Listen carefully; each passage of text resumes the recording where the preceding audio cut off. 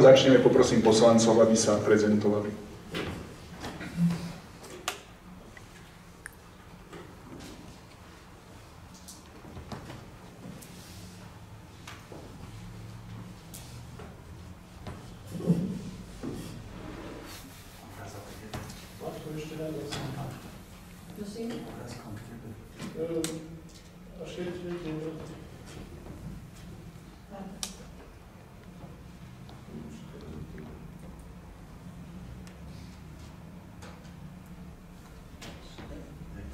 Ešte, dievčatá.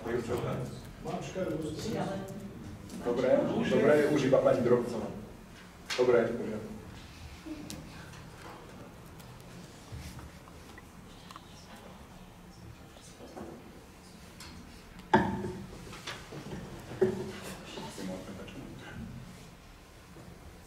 Takže dobrý deň. Dovoľte, aby som vás privítal na druhom tohtoročnom zasadnutí obecného zastupiteľstva. Ospravedlňujem sa za drobné technické problémy. Skôr ako začneme, poprosil by som, aby sme si symbolickou minútou ticha uctili pamiatku nášho kolegu Mareka Vodiča.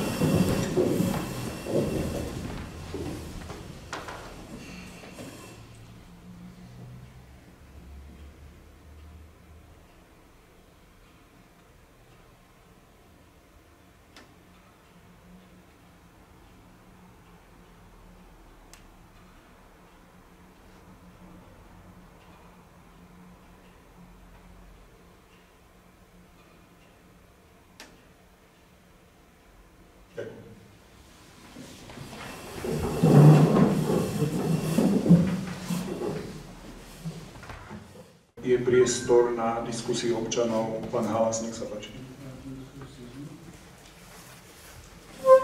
Ďakujem, pán starosta. Začal by som s tým, jak obvykle, niekoľkokrát som sa pýtal tuto na zastupiteľstve, ako vyzerá Polná, kedy bude hotová, či niekto vie posúdiť terén na Polnej ulici. Ďalšie, či obec rieši orezávanie stromov smerom na metro, osvetlenie od metra k ihrisku z toho dôvodu, že dochádza do Ivanky jak do Čiernej diery, a ďalšie, cintorín, či už máme jasno, kde budeme pochovávať ľudí. Na niektorých zastupiteľstvách, keďže mal som 3 minúty na to, aby som hovoril, dneska tam mám ja neviem koľko, situácia taká, že ja som len predniesol požiadavky, aby sa mi obec k tomu vyjadrila. Žiadal som písomné vyjadrenie, aby mi poslali poštou, že ako sa k tomu postavili. Bohužiaľ, k dnešnému dňu nič som nedostal. Na ostatnom zastupiteľstve 22.25, ktoré bolo, znova som kládol tieto otázky, a keď sme sa dostali v podstate k Polnej ulici, bolo mi povedané, že pán starosta zahlásil tuto pred vami, páni poslanci a poslankyne, že vlastne na Polnej je vydané stavebné povolenie a máme zároveň aj projektovú dokumentáciu. Dovolil som si zastaviť sa na obecnom úrade na druhý deň, 21. v piatok, kde pán inžinier Zíbala vybehol z kancelárie. Pán doktor, nemáme nič vám nikto neukáže, nemáme nič. Tak som počkal na pána starostu a situácia bola taká, že takisto som dostal tú informáciu, on fyzicky nič nemá, ale s tým, že je tam nejaká projektová dokumentácia a stavebné povolenie. To znamená, že na čo potom ľudí zavádzame, ak to sledujú tuto niekto v priamom prenose doma, s tým, že vlastne dostáva na Polnej nejakú informáciu a v konečnom dôsledku obec s tým nerieši nič. To znamená, že chcel som teda vedieť, a či mi niekto dá nejakú konečnú odpoveď na to, treba na tie otázky, ktoré som sa fyzicky pýtal, ako to bude, čo tým obec schvaľuje a čo, jak sa hovorí, čím sa máme zabezpečiť občania na Polnej, či to bude alebo nebude. A na to sa pýtam, keď pán starosta, respektívne jeho predchodcovia, on ako fyzicky, nerieši ako na investičné akcie, že všetko navrhujú poslanci. A preto by som dovolil sa spýtať radom, jak tu sedíte, kto nesúhlasí s tým, aby sa dokončila Polná ulica. Mám tu kolegu, ktorý býva oproti mne, on mi to už vysvetlil, že on sa dožaduje niečoho niekoľko rokov, aby to tak bolo, ale že mu nie je vyhovené. Ja som predpokladal, ak je niekto poslanec, lebo pani starostka bola starostkou, tak sme jej spravili asfaltovú cestu. Nezávidím, nech ju má, však už není starostka. A situácia taká, že vlastne, ak je poslanec, predpokladal som, že zasadí sa k tomu, že vlastne bude tlačiť na vás pán starosta, na vás pán inžinier, aby ste vy, jak sa hovorí, ktorí držíte tu opraty, respektívne kľúče od miešačky, aby ste vypovedali, dokončíme to a s tým, že vlastne, aby sme sa nemuseli zase, jak sa hovorí, tuto utešovať, že to bude 26. Ale zase máme nejaké investičné programy, ktoré sú prednejšie, ako je Polná. A ja hovorím, že budem sa možno takto triasať s takou fajou na priedomi a tá Polná fyzicky nebude hotová. Ja som vás, pán starosta, minútku, ja dokončím, len sekundičku. Ja som vás žiadal, lebo pani Horčíková není odborne zdatná, lebo že nič nemôže. Ja som vás žiadal na to, aby niekto došiel na tú Polnú, niekto to tam pozrel a upravil tú cestu, keďže zas ďalší rok budeme čakať a ja nemienim chodiť po servisoch s tým, že môžem dať faktúru na obecný úrad za to, že sa nestará o zverený majetok. Ja som vám vysvetľoval na obecnom úrade, je nejaký trestný paragraf, neviem, 250, 60, v nejakom takom rozmedzi. Vy ste zodpovední za majetok a nakladanie so zvereným majetkom. Ak budete súhlasiť, dám trestné oznámenie. Vám to poviem, minule som vám to povedal otvorene, s tým, že aby ste vedeli, na čo budete. Pán Halas, že váš čas už vypršal, tak skúste to. Dobre, ďakujem. V tej Polnej ulici, ak sa nemýlim, v rozpočte sme hovorili, že na tento rok je schválená projekt. Aby ste mi tuto povedali, že projekt je hotový. Nie, to som bezpečne nehovoril. Pán starosta, ukážem vám knihu pána. Vaša kniha pána, bezpečne viem o tom, že tento rok, keď sa schvaľovalo, tak sa povedalo, dajme projekt, aby ďalší rok mohlo ísť na realizáciu. To je k tej Polnej. Skúste si prehrať zastupiteľstvo na kamere. Dobre, takže, pán Zibala ma opraví, dobre? Pán Halas, už minule sme sa o tomto rozprávali. Projektovú dokumentáciu máme, dobre ste si to zapísali. Ja som si nezapísal, vy ste tvrdili. Áno, ale je to správne. Rovnako je pravda, že keď ste, už som vám to hovoril aj na konci toho zastupiteľstva, že pán starosta nehovoril o tom, že máme vybavené povolenia a práve tento proces sa teraz deje. Čiže projektová dokumentácia na Polnú ulicu je hotová a existuje. Povolenia bude treba získať primárne od všetkých sieťarov, najmä distribučky, a v roku 2026 je tam výhľadovo naplánovaná výstavba Polnej ulice. Čo sa týka tej aspoň minimálnej úpravy, ak to bude možné, tak je tam teoretická možnosť, že pri frezovaní ulic Záleska alebo Bernoláková by sa využil tento materiál na spevnenie tej ulice dočasne. Ďakujem. Ja len k tej, ste sa pýtali na orez na Vajnorskej. Pán starosta, prepáč, že máte drahý čas, dajte mi to písomne. Ja vám odpoviem, čo viem. Ja ňom nepotrebujem. Nie, to, čo viem, odpoviem. Dobre, takže správa CIES Bratislavského samosprávneho kraja realizuje už minulý týždeň, začala orezy. Viem, že pokračovali aj niekde inde, povedali, že sa sem potom vrátia, už to štiepkovali. To osvetlenie pri metre, to bolo súčasťou druhej etapy rozšírenia alebo zlepšenia osvetlenia. Skončila sa prvá etapa, obec s dodávateľom prác aktuálne rieši, akým spôsobom príde k ukončeniu zmluvy, takže to, čo bolo predmetom druhej etapy, teda osvetlenie na tých miestach, kde nie je na teraz, riešiť sa nebude. Išlo o lokalitu, povedzme, k metru, išlo o lokalitu poza ihrisko, potom ste sa pýtali na ten cintorín, tam máme stále tie 3 lokality, s rímskokatolíckou cirkvou sme dohodnutí, že v apríli sa stretneme. To sú naozaj len základné informácie. A ešte keď dovolíte pozemok na Polnej Roh. Viem, pán Tereštík, viem, to sme hneď, jak ste minule odišli, tak sme túto informáciu posunuli našej advokátskej kancelárii, aby sa tomuto problému venovala. A to nie je pani prednostka? Nie, pani prednostka to nie. A pán inžinier? Nie. To je klasická zmluva, len kde meníte Ferka na Nie. To sme tak viete, pán Halas, tento problém ako dlho je... Ešte raz, pán Halas, tento problém s pánom Tereštíkom, ako dlho je tu v Ivanke? 30 rokov? Dobre, 35. ďakujem. Dobre, ďakujem. Nech sa páči do diskusie občania. Pán Bulba, nech sa páči. Prepáčte, to znamená, môžem dostať písomnú odpoveď? Áno. Ďakujem. Nech sa páči. Ďakujem veľmi pekne za slovo do diskusie.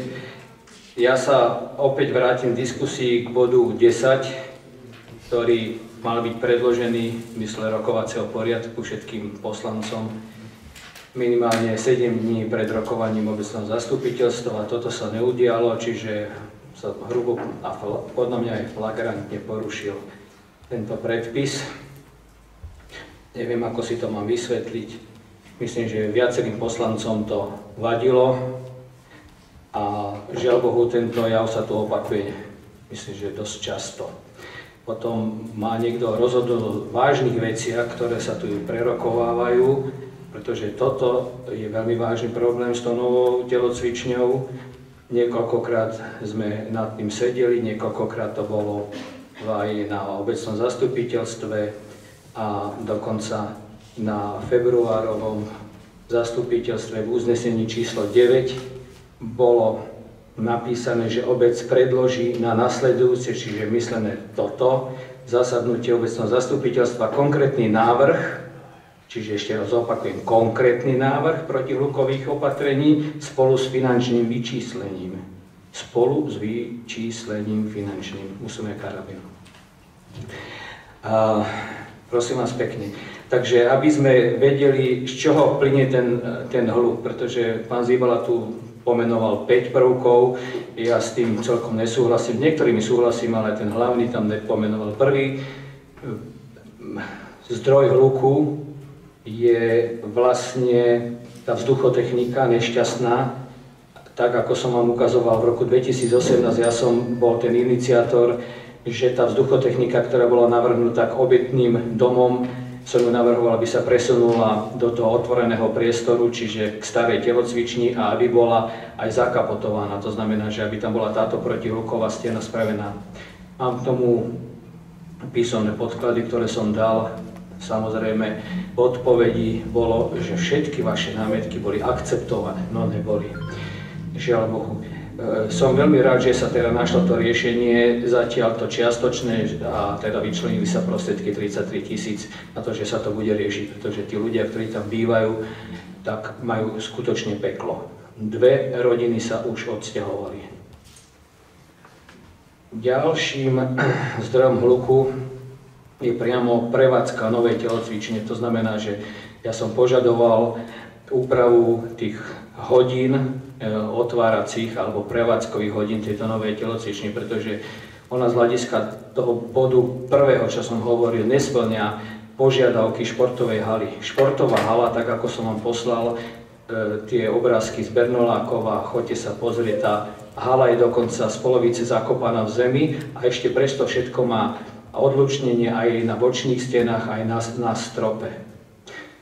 A pre vašu informáciu, cena tej novej športovej haly alebo telocvični bola zhruba na úrovni našej ceny, pritom oni majú aj športovú halu a ešte na to športovou halou majú aj teda hrysko. Pán Bubla, ja vám opravím, na stránke CRZ je zverejnená zmluva medzi obcov Bernolákovo a firma Milanko. cena tej haly bola 4 800 000. Tak potom sa ospravedlňujem. Ja som čerpal zo zdrojov, ktoré som si našiel na obecnej stránke Bernolákova. V poriadku. Tak potom to asi zodpoveda, že je zhruba dvojnásobku tej ceny, čo máme my. No a najväčší hluk, čiže takto, k tomu prevádzkovému poriadku neboli prijaté žiadne opatrenia. Tu sa niečo navrhovalo. Ja kategoricky nesúhlasím s tým, nie že ja zastupujem tých ľudí, čo sú okolo, aby prevádzka tejto športovej haly za tých podmienok a za toho technického riešenia tejto haly bola v týchto hodinách. Preto som aj vám napísal, že do vyriešenia odlučnenia tejto haly a nájdenie finančných prostriedkov, aby sa teda realizovali tam len tie aktivity, ktoré súvisia so základnou školou. Ja viem, že to naráža na ten projekt, pretože vy musíte vykazovať aj to, že tam tú športovú halu využívate aj na nejaké iné veci, tam by ste mohli proste potom naraziť na ten fond na podporu športu. Ale proste toto treba riešiť. A to, keď som si prečítal, čo bolo v tom rozpočtovom opatrení 2, že sa to bude riešiť výhľadovo a v nasledujúcich rokoch, tak to ma dorazilo, lebo keby bolo tam napísané, že budeme hľadať riešenia finančné, aj nejaké realizačné, technické, tak to by som bral, ale ak túto vedu tam pán Zibala dal, že výhľadovo a v nasledujúcich rokoch, to znamená, že to môže byť rok 2026, 2027 a tak ďalej. Čiže s týmto kategoricky nesúhlasím a sami ste povedali, že tá hluková štúdia, ktorá bola spravená, preukázala, že ten hluk sa tam šíri do toho okolia znútra. Ja som bol pri športovej hale v Bernolákove, keď tam hrali akurát futsalisti. Bol som vonku a ten hluk vonku bol minimálny, bol skôr počuť ten hluk toho okolia. To značí, že vzdialené autá, vzdialené nejaké štekanie nejakých zvierat a tak ďalej. Ten hluk znútra som nešíril. Kdežto choďte teraz sem a uvidíte, ako sa ten hluk šíri.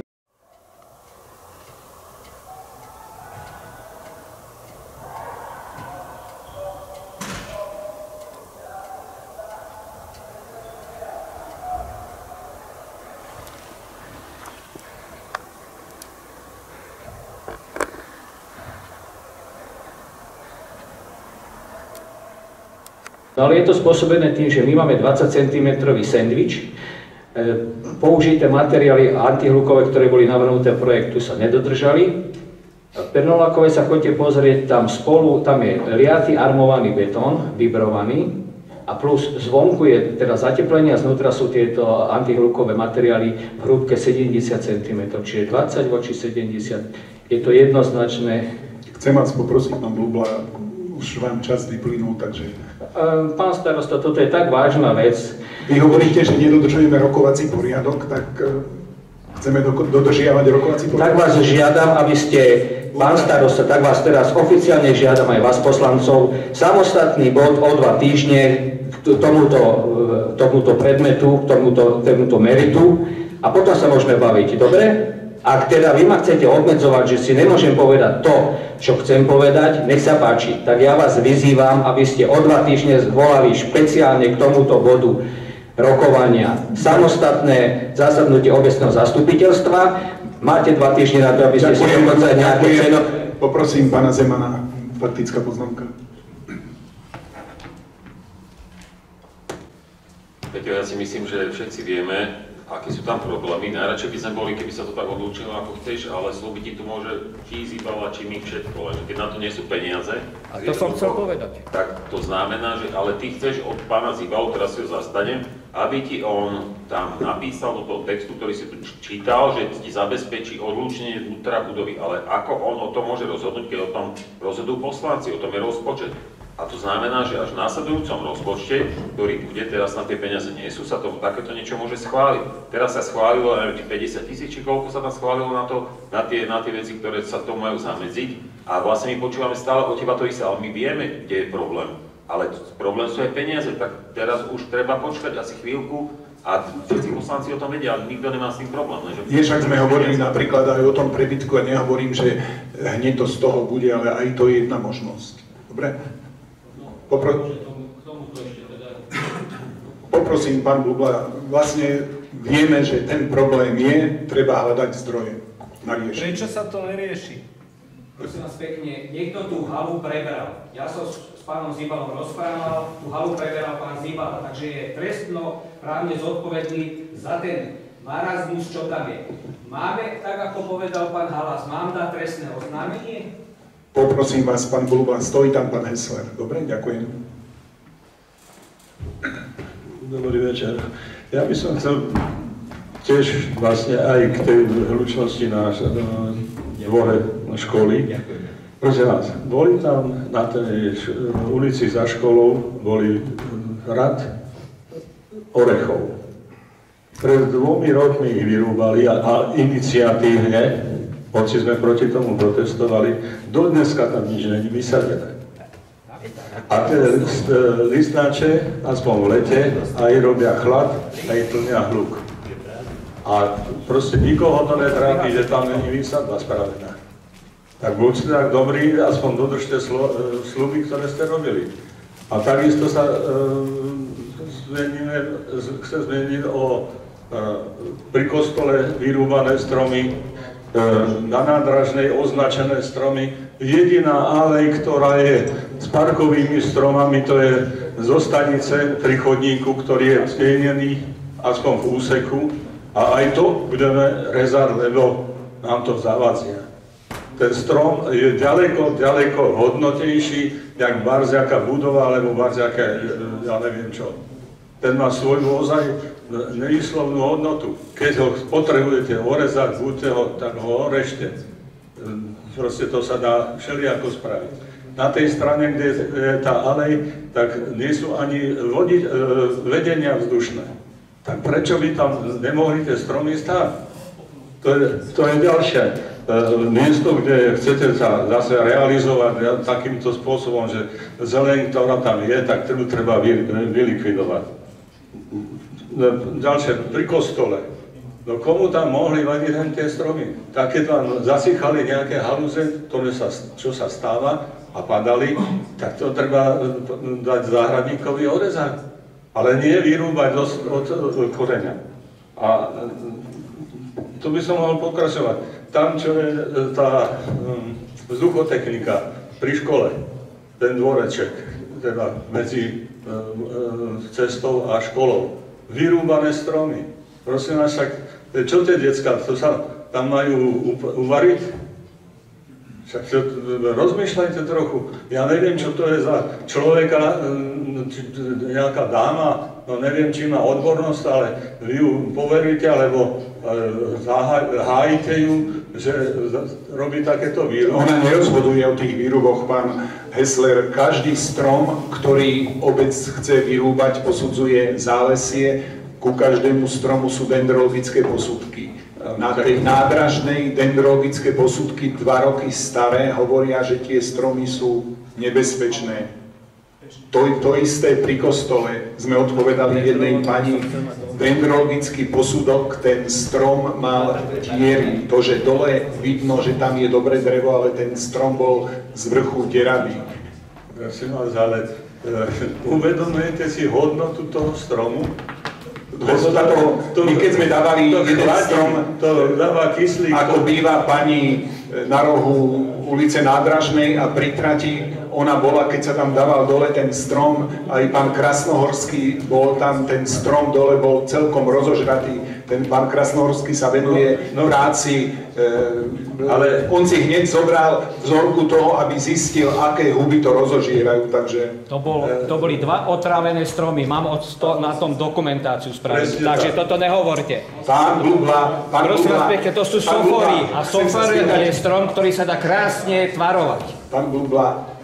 A takého dendrologa by som rád mal doma. Ja takého máte vy. Dobre, ďakujem. Ale nech sa páči. Naozaj ten strom, ako hovoríte, pri tej Horúčke, teda pri trati, čo je ako ulica, tak ten bol otrávený a takisto je otrávený ešte ten ďalší, čo je bližšie do dediny. Chcete fotodokumentáciu? Predložím vám ju. Žije už len z posledných, a to je evidentne, že to bolo otrávené. Viete čo, my môžeme na budúce kľudne zavolať, to neposudzoval žiadny Ivančan, to boli nezávislí ľudia, ktorí sme potrebovali posúdiť. Nezávislí, ale nevedeli, akí ľudia tam okolo bývajú a komu to môže vadiť.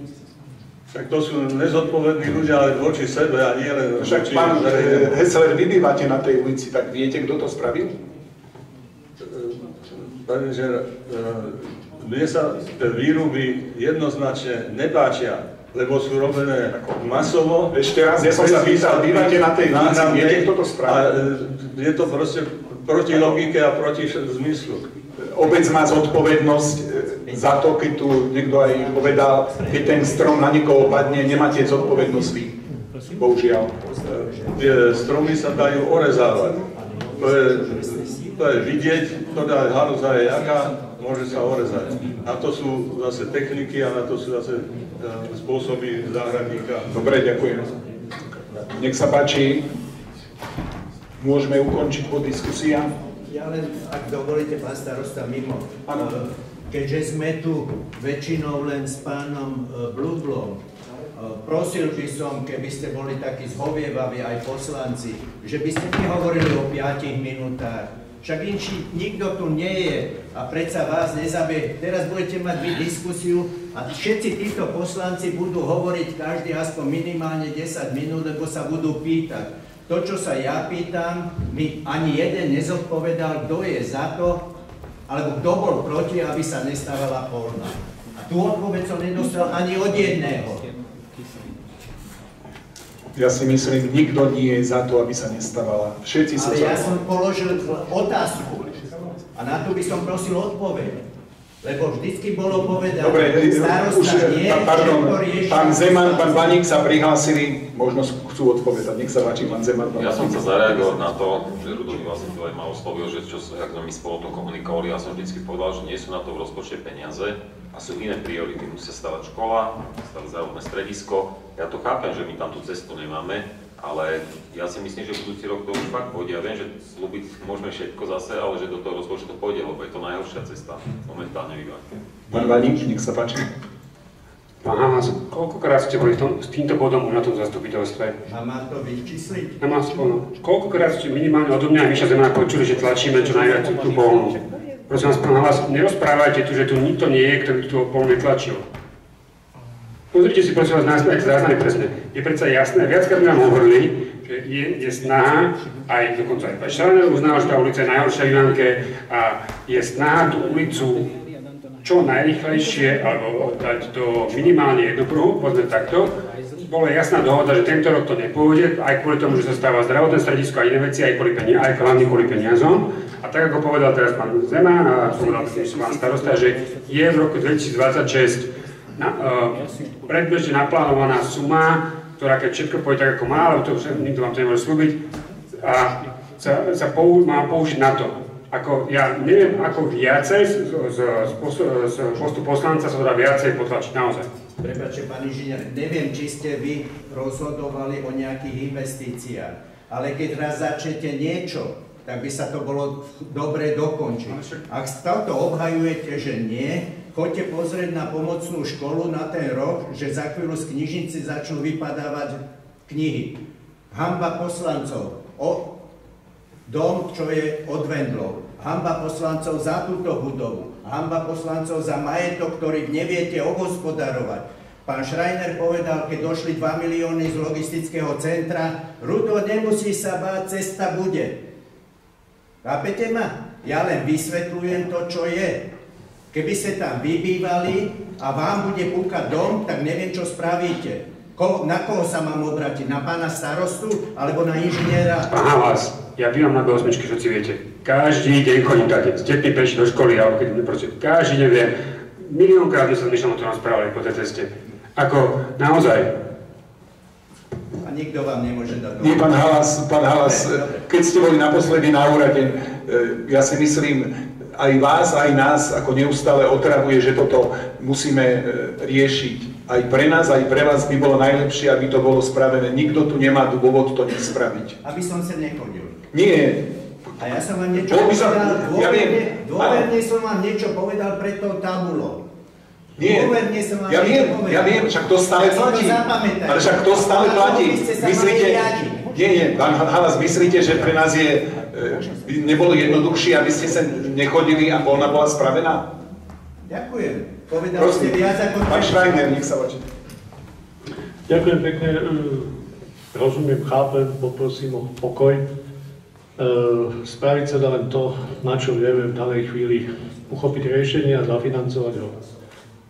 Je faktom, že objektívne nebola ružová, je ružová, nebola cintorinská, je cintorín, nebola polná, sú dve etapy. Predtým tomu bolo projektová dokumentácia, bola stopka z BVS-keho, po celou polnou sa robila rekonštrukcia hlavnej trúbky, čiže obec si nemôže zase len tak plácať podľa nejakej okamžitého tlaku a liať betón a míňať peniaze, musí to zracionalizovať. Cestám sa pomohlo, ale predtým bolo jasné, že ideme robiť kanalizáciu, bola to priorita, nebudeme robiť betónové cesty a potom búrať tie cesty a tak ďalej. Poslanci, akýchkoľvek si ľudia zvolí a zvolili, a budú voliť, majú nejaké obmedzené možnosti a priority. Táto zastupiteľstvo uchopilo priority takýmto spôsobom. Rokovania na vysporiadanie pozemkov pri SBO a tak ďalej. Niektoré veci žiaľ nie je vidieť, ale sú nutné a museli byť spravené. Pozemok pod telotvičnou a tak ďalej. A dneska až je z toho nejaký benefit. A je jasné, že každý tú svoju ulicu je citlivejší, každý na tie deti z tej svojej školke je citlivejší, takže je to nejaký proces a ten proces má svoje priority, takže určite tu nesedí tu podľa mňa nikto, ani v minulosti nesedel, že by nechcel to robiť. A otázka, či v danej chvíli sú na to priority a požehnanie zastupiteľstva, že nič len trošku pochopenia, však bol si roky poslanec a tiež, ja som to, tak keby niekto povedal, že však ty si tu bol 3 alebo 4 volebné obdobie, tak prečo není všetko vybudované 100 rokov dopredu? No lebo sa to kazí a potom sa to vyvíja, čiže toto si uvedomuje čas, nás niekam nepustia, ekonomika až vôbec nie. Verím tomu, že v dohľadnej dobe sa tá tretia etapa dokončí a budú zase ďalšie ulice, ktoré bude treba robiť. Trpezlivosť, trošičku tolerancie, verím tomu, že to pôjde. A to teraz by som mohol nakladať súčasnému vedeniu, ale objektívne sa mi zdá, že treba byť trošku aj férový a spravodlivý aj voči minulosti, ale aj voči súčasnému stavu. Faktická poznámka, pán Mališ. Ja tiež môžem potvrdiť, že proste toto je priorita, akože to o tom nikto nepochybuje, že tá polná cesta je nutná. Možno v tých detailoch sa rozlišujeme, že možno máme také veľké oči, že vždy chceme v maximálnom profile, nemáme tie projekty pripravené na nejakú flexibilitu, že urobíme aspoň polovičný profil, aspoň niečo, aby ste nechodili po blate a potom to môžeme rozširovať. Ale na toto treba sa pripraviť ako celkovo na tento systém. Pani poslanci, ďakujem. Ja to zaklincujem. 30 rokov, viete čo je 30 rokov?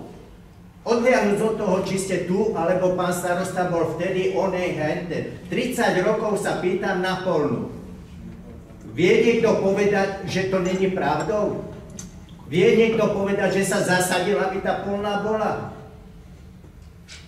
Už chápete ma, sú tu emócie, ale v konečnom dôsledku nikto to nebere v úvahu. Na čo rozrábame 1 500 000 investícií, keď nevieme nič dokončiť? Na čo?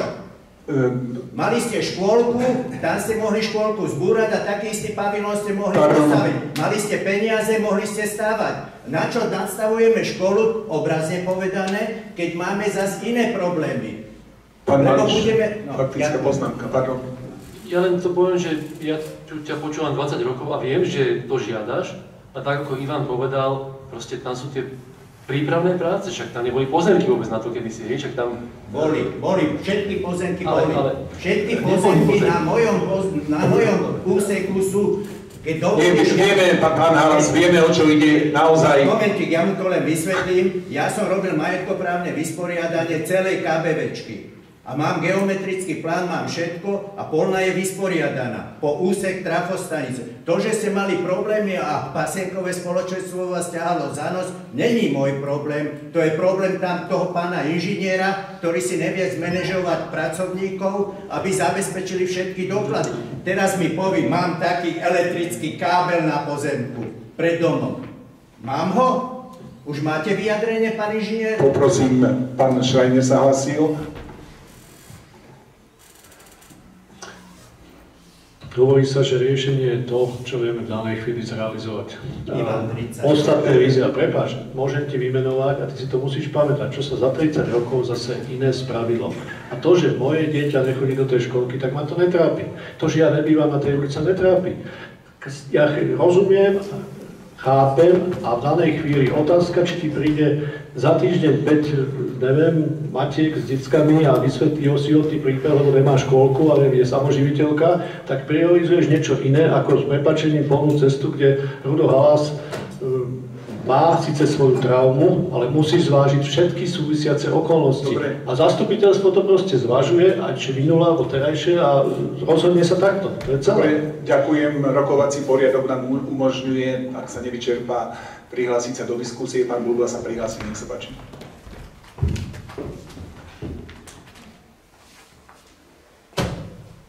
Ďakujem pekne, pán starosta. Vážim si to, že teda môžem v zmysle rokovacieho poriadku hovoriť. Na začiatok poviem, že jeden veľký problém je, že obec nemá víziu.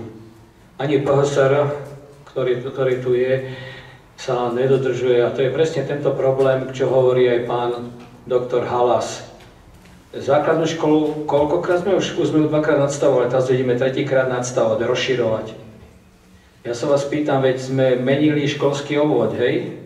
Tam bol totiž to problém, že tu chodia do tejto školy aj deti z vedľajšej obce, v poriadku, ale zhruba pred 2 rokmi sa rozdelil školský obvod a podľa najnovšieho záhradnícka škola z Malinova sa sťahuje do Bernolákova, tam sa vytvára jeden krásny objekt, kde bude základná škola. Prečo by tie deti zo Zálesa napríklad od 1. ročníka, tie, čo sú tu, nech dobehnú, ale tie ostatné deti od 1. ročníka cez ten most by chodili, povedzme, do tej základnej školy do Malinova. Ja viem, je tam problém možno, že to príspevku pre tých rodičov. To je len na margo, ale teraz ešte k tým peniazom, ktoré ste hovorili, že nevieme peniaze nájsť na to odlučnenie. Prosím vás pekne, už pani Jánošová povedala, že aj keď je to z úveru, ale je to v rozpočte schválené tých 1,5 milióna peniazy na toto, takže vieme tam, keď ušetríme, vieme tam tie prostriedky dať. Ďalšie prostriedky, čo som vás prosil, ten nezmyselný projekt osvetovej besedy, prosím vás pekne, veď dávno sa mala zrušiť tá zmluva s tým víťazom tej štúdie, čo tam bola, lebo to bude ďalších 90 000. Tak 90 000 by sme zrazu mali. Vy budete musieť tých 90 000 dať na ten nezmyselný projekt. Je to nezmyselný projekt a opakujem to znova, je to nezmyselný projekt, pretože vy ste sa s nikým neradili, vy ste tým architektom dali nejaké zadanie a oni to v najlepšej viere spravili tak, ako dostali zadanie. Obec so 7,5 tisícami nemá sobášnú sieň. Nie sú to dôstojné priestory, kde sa sobášia, civilné sobáše hovorím, nie, lebo samozrejme cirkevné sú v tých dôstojných priestoroch, ale civilné sobáše sa robia v nedôstojných prostriedkoch. Ďalej, keď zoberieme upratovacie služby, 50 000, prosím vás pekne, 50 000 na tú novú telocvičňu. Pozrite si upratovacie služby, ktoré sú na obecný úrad, ktorí sú na bývalú VUBčku, na knižnicu, je to tretina z tohoto. Ja si nedovolím tvrdiť, že upratovanie tej novej telocvične je 3-krát tak náročné, čiže tam máme ďalšie ušetrené prostriedky. Nehovoriac o tom, že prostriedky na toho správcu novej telocvične, neviem, či sú adekvátne. Je to náš zamestnanec, samozrejme, že dostáva svoju mzdu, dostáva aj k tomu aj všetky tie veci, ktoré musia byť, celý parafiskál. Ja si osobne myslím, že kľudne by sme v obci, ja neviem, aká tam musí byť kvalifikácia na správcu, ale napríklad oproti máme šikovného, aj keď nie, by som povedal, vzdelanostne podkutého človeka, pán Borároš, Peťo Borároš, ktorý je platený šťastí z obce a šťastí a pánov Augustovičova. Ten by to nevedel, tých pár gombíkov sa tam naučiť a no, dobre, usmievate sa, tak nájdeme iného Borároša. Takže toto sú tiež vyhodené peniaze. Tak keď si to zrazu takto načítate, tak zrazu zistíte, že by sme vedeli veľmi v tejto obci ušetriť. A ten školský obvod, to je vážna vec. Školský obvod, pán, vysvetlím vám, školský obvod my sme už dávno zrušili. My sme dokonca do všeobecného záväzného nariadenia, ktoré sa týka zápisu detí, dali podmienku, že musia mať aj obidvaja rodičia trvalý pobyt v obci, kde sa hlási. Bohužiaľ, nevieme uhnúť vtedy, keď sa to urobí nejakým spôsobom umelo, ale týmto spôsobom sa nám podarilo výrazne znížiť počet tých zálesakov, ktorí sem chodia. Čiže my nemôžeme ísť mimo legislatívu, toto naše všeobecné záväzné nariadenie bolo aj predmetom posudzovania prokuratúry, povedala, že je to v poriadku, iný spôsob, ako obmedziť, bohužiaľ v tejto situácii nemáme. Ďakujem.